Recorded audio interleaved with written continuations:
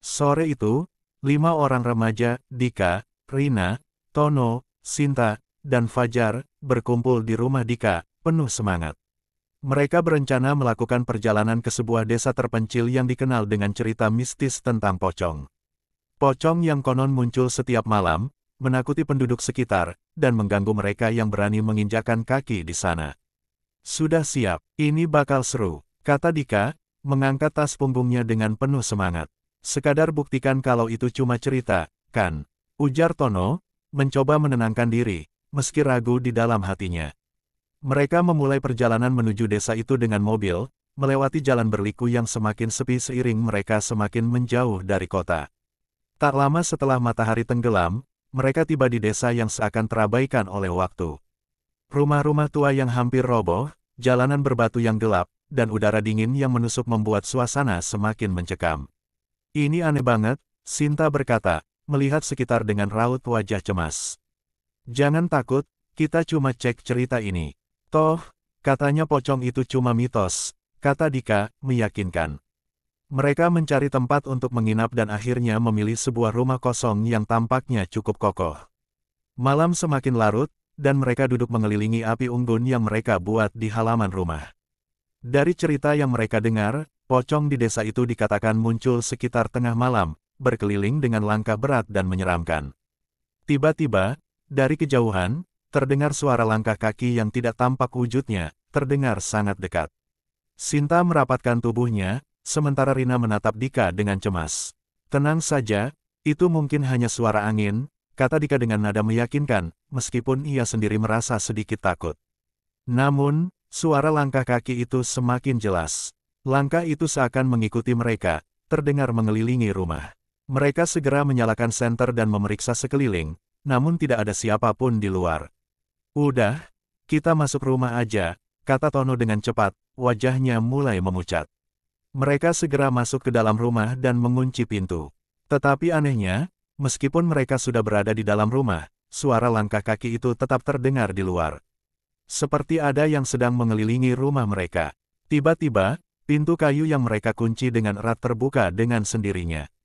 Dika, dengan rasa penasaran yang mengalahkan ketakutan, melangkah keluar rumah. Begitu ia melangkah keluar, angin dingin berhembus keras, dan di tengah kegelapan, mereka melihatnya. Pocong, makhluk itu berdiri tegak, tubuhnya terbungkus kain kafan yang membalut rapat, dan matanya kosong, hanya 2 lubang hitam yang menatap dengan penuh amarah. Tanpa mengeluarkan suara, pocong itu bergerak mendekati mereka dengan langkah-langkah berat yang mengerikan. Rina menjerit, tubuhnya kaku, sementara Sinta terjatuh ketakutan. Apa yang harus kita lakukan? Teriaknya panik. Jangan lari, teriak Dika, berusaha tetap tenang meskipun hatinya berdebar kencang.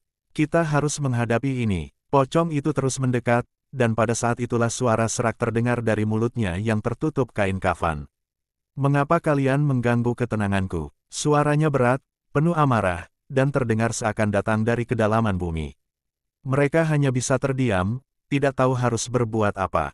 Pocong itu terus mendekat, langkahnya semakin cepat, dan saat ia berada di depan mereka, tubuhnya terhuyung-huyung seperti hendak menyerang. Tono, yang selama ini diam, akhirnya berani melawan. Ia memanggil nama arwah yang dikatakan tertawan di desa itu, seorang pria yang meninggal tragis dalam sebuah kecelakaan. Kami tidak bermaksud mengganggu, kami hanya ingin tahu kebenarannya, teriak Tono. Namun, pocong itu tidak merespon. Sebaliknya, ia semakin mendekat, dan langkahnya terdengar semakin mengerikan. Di saat-saat terakhir itu, Dika teringat akan cerita lama yang pernah ia dengar. Pocong ini hanya bisa tenang jika kita meminta maaf kepada arwah yang terperangkap. Jika kita berhasil memohon dengan tulus, ia akan pergi. Tanpa berpikir panjang, Dika berlutut dan mengangkat tangan. Kami mohon maaf. Kami mengganggu ketenanganmu tanpa sengaja. Kami tidak tahu apa yang telah terjadi. Ampuni kami. Mereka semua ikut berlutut, mengiringi dengan doa dan permohonan maaf.